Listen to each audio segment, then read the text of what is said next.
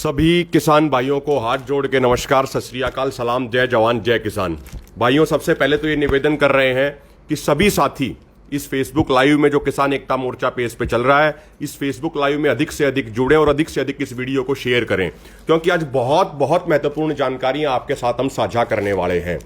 साथियों, आप देख ही रहे हैं कि जो अभी बीमारी का जो सिलसिला चल रहा है पूरे देश के अंदर, उस सिलसिले में सरकार पूरे तरीके से फेल हो गई है। सरकार ने पूरे तरीके से अपने हाथ उठा लिए हैं, सरेंडर कर दिया है।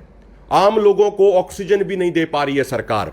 जब पिछले साल बीमारी की बात की गई थी, लगभग एक साल पहले, तो उस समय प्रधानमंत्री ने एक नया केयर फंड बनाया था, पीएम केयर फंड के नाम से। उस केयर फंड में छोटे छोटे बच्चों से लेकर बड़े बुजुर्गों तक सबने अपनी जेब से पैसा निकाल के उसमें डोनेट किया था। छोटे बच्चों ने अपनी गुल्लक तोड़ के 2000, 3000, 4000, 5000 रुपए उस पीएम केयर फंड में दिए थे। बड़े बुजुर्गों ने अपनी 2-2500 रुपए की पेंशन में से रुपए बचा के पीएम केयर फंड में दिए थे। सभी लोगों को उम्मीद थी कि इस पैसे का इस्तेमाल करके मोदी सरकार लोगों के लिए बेड बनाएगी, हॉस्पिटल बनाएगी, ऑक्सीजन मुहैया कराएगी। लेकिन हमें लगता है कि मोदी सरकार ने उस पैसे को अपने चुनाव प्रचार में खर्च कर दिया।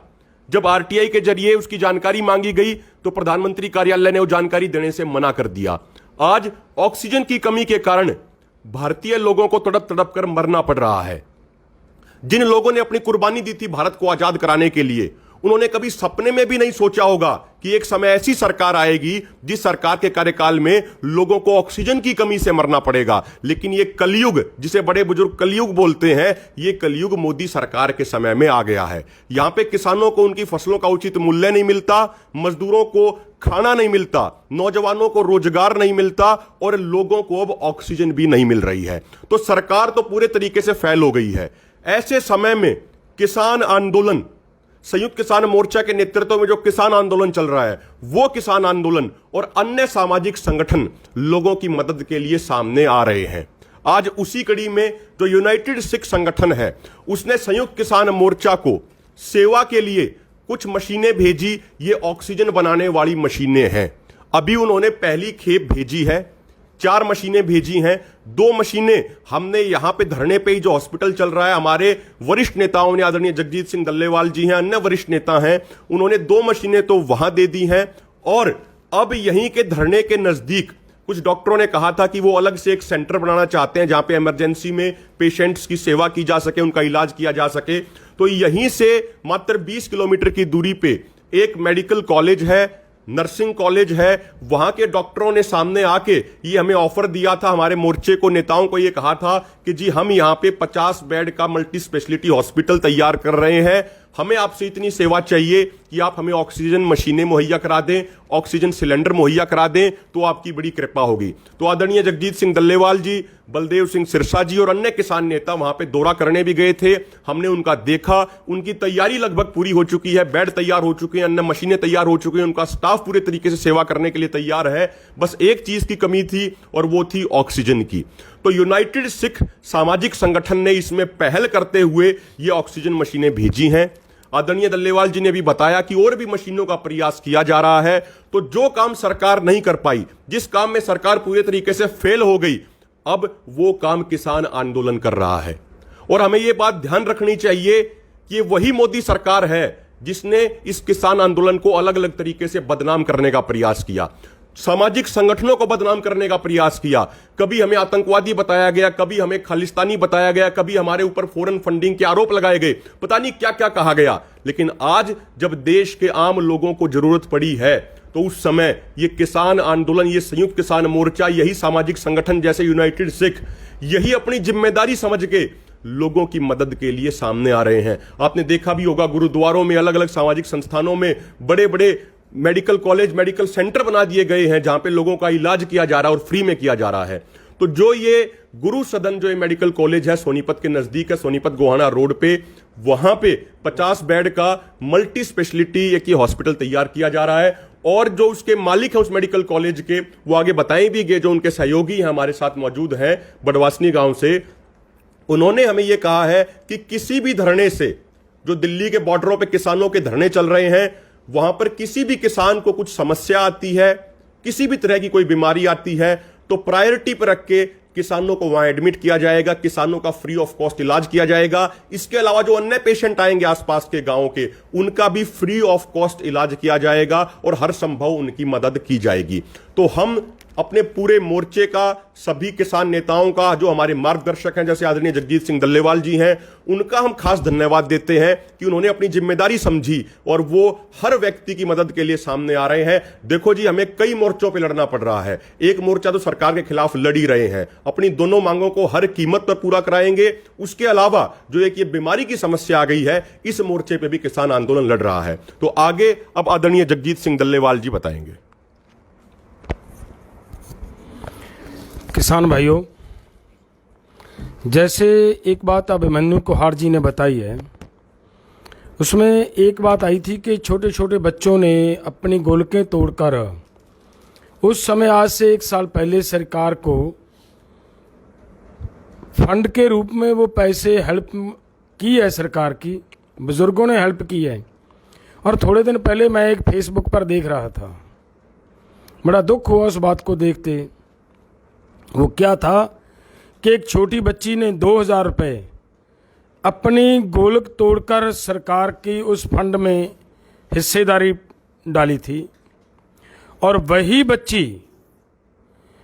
बच्ची इस देश में ऑक्सीजन की कमी की वजह से मरी है।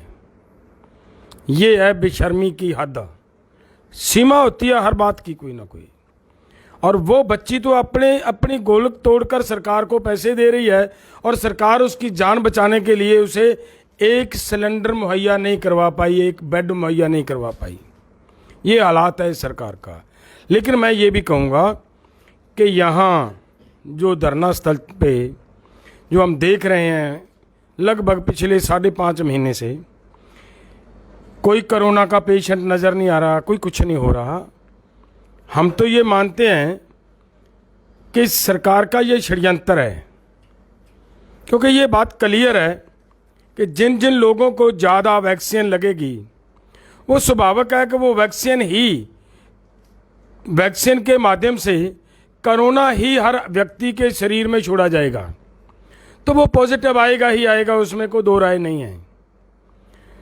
तो जब वो पॉजिटिव आएगा, बीमार होएगा, थोड़ा भी बुखार होगा, उसको हॉस्पिटल में जाएगा, उसे वहाँ पे मतलब बेड उतनी भारी संख्या में मुहैया नहीं करवा पा रही सरकार, ये सामने आ रही है बात।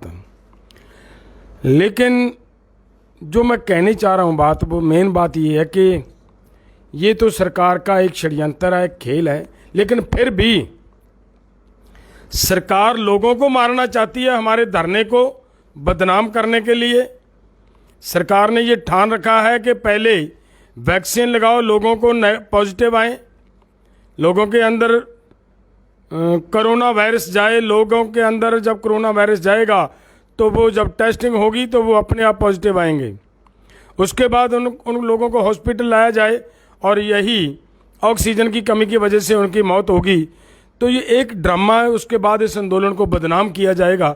ये एक चाल है सरकार की इसकी चाल को समझते हुए हम लोगों ने, जैसे इधर बात को आ रही है, डॉक्टर साहब ने वहाँ पे सोनीपत के करीब एक बड़वासनी गांव में एक मेडिकल कॉलेज और नर्सिंग कॉलेज था, वहाँ पे उसको आज हॉस्पिटल में डाइवर्ट कर लिया है। वो हॉस्पिटल बन चुका है 50 बेड का। और उन्होंने ये समझा था कि हमें मतलब कहीं इसकी कमी ना आ जाए, ऑक्सीजन की हमारी हेल्प की जाए। और उनकी हेल्प करने के लिए जो हमारे पास आया, यूनाइटेड सिख वालों भाइयों ने जो हमारे पास ये बात सामान भेजा, वो मशीनें हम इन भाइयों को दे रहे हैं ताकि जिस लगन से ये काम कर रहे हैं। मैं एक बात इस पे और बताना चाहता हूँ, क्योंकि लोगों के अंदर एक भय है, डर है कि हॉस्पिटल जाते हैं तो मर जाते हैं। ये ठीक बात है, ये कोई दो राय नहीं है। क्योंकि इस बीमारी का डर इतना फैला रखा है कि कोई भी हॉस्पिटल में डॉक्टर या नर्स उनकी केयर नहीं करती जितनी केयर की उसे ज़रूरत होती है। उसे स्टीम देना है, टाइम सिर दवाई देना है, टाइम सिर उसे और चीज़ें खिलानी है, पिलानी है, वो नहीं खिलाई पिलाई जा रही, उसकी वजह से वो लोग मर रहे हैं। तो इधर सेवा भावना से हो रहा है काम, जो इधर हो रहा है जो यहाँ पे किसान मजदूर एकता हॉस्पिटल जो लगातार 24 आवर्स सेवा मुहैया करवा रहे हैं, यहाँ हॉस्पिटल वाले भाई साहब, वो उनको 2 मशीनें इसीलिए दी हैं कि ये तो पहले से ही बहुत ज़्यादा सेवा निभा रहे हैं, इनको तो ज़रूरत है। इधर भी सेवा भावना को मन में लेकर ये कर रहे हैं, इनके लिए भी ये मशीनें की बहुत ज़रूरत है। और भी हमारी प्रयास होगा। सुबह सुबह एक फ़ौरन में किसी भाई के साथ बात हुई है, यही मशीनें और मंगवाने का भी हम प्रयास कर रहे हैं कि ये इस हॉस्पिटल में और ज़्यादा से ज़्यादा ये मशीनें मुहैया करवाई जा सकें। और जैसे ये सेवा भावना से हमारे मरीज़ों को साम संभाल करेंगे, मुझे उम्मीद है कि एक भी मरीज़ वहाँ पे नुकसाना नहीं जाएगा, सब तंदुरुस्त ठीक होकर अपने अपने घर जाएंगे। क्योंकि जब उनकी केयर ठीक ढंग से होगी तो किसी को कुछ नहीं होगा, सब ठीक हो जाएंगे। ये एक नॉर्मल नज़ला जुकाम है, ये इतनी बड़ी बीमारी नहीं जितनी सरकार ने बना रखी है। वो तो जब उनकी केयर नहीं होती, उनको देखा नहीं जाता, उनकी साम संभाल नहीं होती, तब उनका मतलब वो बीमारी बिगड़ जाती है, बिगड़ने के बाद उनका डेथ होना स्वाभाविक हो जाता है। तो इसके लिए हमारा ये जो हमारे सिख अपना यूनाइटेड सिख वाले भाइयों ने जो मदद की है, हम संयुक्त मोर्चा की ओर से कोटान कोट धन्यवाद करते हैं उन भाइयों का, जो वो यहाँ पे हमारा इतना ध्यान रख रहे हैं। और जो दूसरे भी एक लड़की ने आज सुबह कहा है कि हम भी मशीनें भेजेंगे, मैं उनका भी धन्यवाद पहले ही कर दूं। भाई जब मशीन आएंगी तब तो फिर देखेंगे। जिन्होंने हिम्मत किया और हौसला किया है, हमें कहा कि हम भेज रहे हैं, धन्यवाद उनका भी। और ये हॉस्पिटल वाले जो भाई साहब है इधर हमारे बगल में बैठे हैं, मैं इनका धन्यवाद दोबारा इसलिए करना चाहता हूँ कि इन्होंने ये भी बात कही है कि हम जो इलाज करेंगे लोगों का, वो किसी भी बीमारी का, कोरोना का को छोड़कर कोई और भी तकलीफ होती है तो फ्री ऑफ कॉस्ट करेंगे। कितनी बड़ी बात है। तो ये एक बहुत बड़ा काम हो रहा है। दूसरी बात मैं एक और कहूँगा कि जैसे अभिमन्यु भाई ने कही है, जिस निशान साहब को बदनाम किया गया ना पिछले दिनों 26 जनवरी में कि ये कर दिया जी, वो कर दिया, आज एक बात मैंने वीडियो देखी, उस वीडियो में ये बात देखी कि कोई पूछ रहा है कि यहाँ पे गुरुद्वारा वाले भाई कहीं से कोई दे रहे हैं ऑक्सीजन, वो कहाँ है। तो वहाँ खड़े किसी आदमी ने बताया कि वो आगे जो आपको वो निशान साहब नज़र आ रहा है ना, वही गुरुद्वारा है, वहीं पर जाएं और वहीं से आपको ऑक्सीजन मिलेगी। तो वो सीधा उस निशान साहब की ओर गया। इसका मतलब निशान साहब ये किसी को मारने का नहीं है, ये लोगों को जीवन देने का एक निशान है। सिख धर्म कभी किसी का नुकसान नहीं करता। हमारे गुरु साहिबानों ने जो बात हमें संदेश दिया वो यही दिया कि मानस की जात सबे एक के पहचान वो, सब एक जैसे हैं, जाति बाती का कोई मामला नहीं, कोई धर्म का मामला नहीं। तो उसी पर पैरा दिया जा रहा है, वो आप आज देख रहे हो। और मैं फिर से धन्यवाद करता हूँ इन डॉक्टर साहिबानों का, जिन्होंने ये कहा कि हम वहाँ पे फ्री ऑफ कॉस्ट लोगों का इलाज करेंगे। ये बहुत बड़ी बात है। हमारे लोग लूटे जा रहे हैं इसी कोरोना के बहाने। अब आगे की बात ये डॉक्टर साहब खुद बताएंगे। सारे भारतवासियों के भाई मेरी तरफ से राम राम। मैं बबला बड़वासनी, आपका भाई। तकरीबन हरियाणा वाले लोग मेरे को जानते भी हैं। मेरे गांव में एक रूरल मेडिकल कॉलेज बना हुआ है, गुरु सदन के नाम से है। उनके चेयरमैन भाई नरेंद्र सूरा जी हैं और उनका नेतृत्व बाबा भोला दास जी के नाम से ही गुरु सदन रखा गया है। पिछले दिनों मेरी भाई अभिमन्यु जी से बात हुई, भाई हमारे पास जगह तो है लेकिन हमारे पास ऑक्सीजन नहीं है, क्यों नहीं हम भी इसी महामारी में इन लोगों की सेवा करें जैसे ये मरने लग रहे हैं। तो जैसे ही मैं भाई साहब से बात किया, तुरंत भाई साहब रजेवाल जी को, दल्लेवाल जी को और कई अनेक नेताओं को लेके मेरे पास गुरु सदन पहुंचे। हमने वहाँ पे अपना मेडिकल कॉलेज दिखाया और बताया, भाई देख ये बेड का अरेंजमेंट तो हम कर सकते हैं, डॉक्टर का कर सकते हैं, दवाइयों का कर सकते हैं, लेकिन हमें ऑक्सीजन की दिक्कत आएगी। तो नेता हमारे दल्लेवाल जी ने आश्वासन दिया, भाई मैं पूरी कोशिश करूंगा, 2-3 दिन के अंदर ये मैं आपका ये काम करके दूंगा। ये 7 तारीख या 8 तारीख की बात है भाई साहब। तो आज कितनी तारीख, 12 तारीख। तो सुबह भाई साहब अभिमन्यु का मेरे पास फ़ोन गया, बोला भाई 2 मशीनों का था, मैं अभी आप ले जाओ और चालू कर दो। तो जैसे ही मैंने नरेंद्र सूरा जी से बात की, बोला भाई बहुत बढ़िया हो गया और इसको निःशुल्क करेंगे। ये सब बाबा भोलादास जी का आशीर्वाद है, जिनका कलोई मड़ाक के नाम से धाम है। और मैं उन सिख यूनाइटेड भाइयों को भी बहुत बहुत धन्यवाद करता हूं, जिन्होंने हमारी एक आवाज़ सुन के 5 दिन के अंदर ही चमत्कार करके दिखा दिया। और अपने अभिमन्यु भाई जी का भी और सारे इसका संयुक्त किसान मोर्चे का मैं दिल से धन्यवाद करता हूँ, बहुत बहुत धन्यवाद करता हूँ। इसमें हम एक दो बातें और कहना चाहते हैं कि ये परमात्मा का उस रब का आशीर्वाद है कि हमारे किसी भी धरने पे आज तक एक भी कोरोना का केस नहीं आया है, और परमात्मा का इसी तरीके से आगे भी आशीर्वाद रहेगा और आगे भी इस तरीके की बीमारी का कोई भी केस हमारे यहाँ पे नहीं आएगा।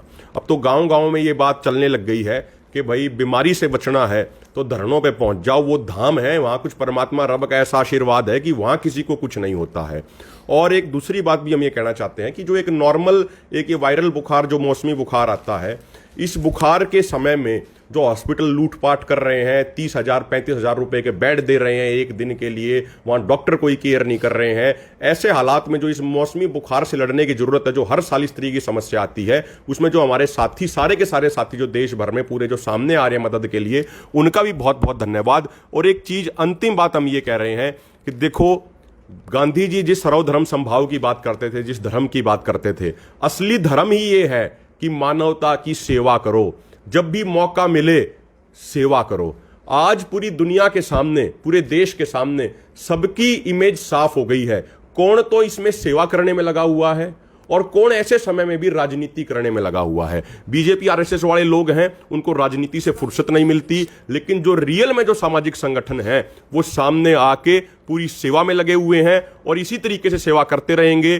किसान आंदोलन ने पहले भी यहां पे आसपास के लोगों के लिए मेडिकल कैंप लगाए हैं, लगभग 50 लोगों का यहाँ पे आंखों का ऑपरेशन कराया फ्री ऑफ कॉस्ट। अन्य जो छोटी मोटी समस्याएं थी उनमें भी सेवा दी है।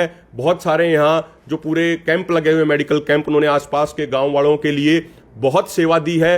बीजेपी और आरएसएस के लोगों ने आसपास के गांव वालों को उकसाने का खूब प्रयास किया, लेकिन वो गांव वाले पूरे तरीके से हमारे साथ खड़े हैं हमारे आंदोलन में। और जो डॉक्टरों ने जो सेवा दी है उससे पूरे संयुक्त किसान मोर्चा की छवि और ऊपर पहुंची है, तो सभी डॉक्टरों का भी हम बहुत बहुत धन्यवाद करते हैं।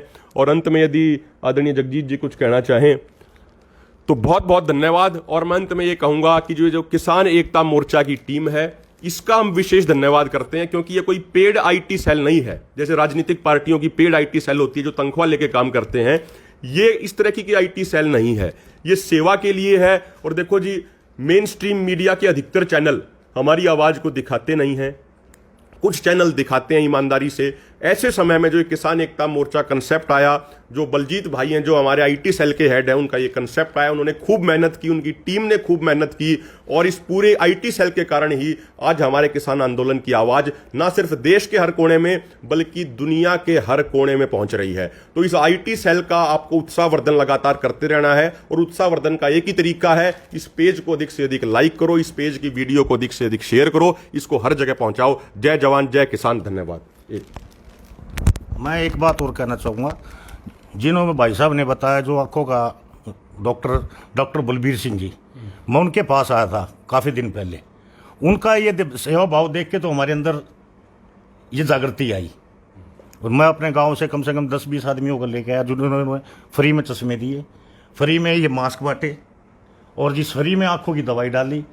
उनको देख के हमारे अंदर ये जागृति आई थी, और मैं डॉक्टर बलबीर जी का भी बहुत बहुत धन्यवाद करता हूँ। तो सभी डॉक्टरों का, डॉक्टर बलबीर जी का, जो किसान मजदूर एकता हॉस्पिटल वाले डॉक्टर अवतार जी हैं, उनकी पूरी टीम है, और अन्य बहुत सारे डॉक्टर जिनका हम नाम नहीं ले पाए हैं, उनसे क्षमा मांगते हुए सबका बहुत बहुत धन्यवाद करते हैं। जय जवान जय किसान।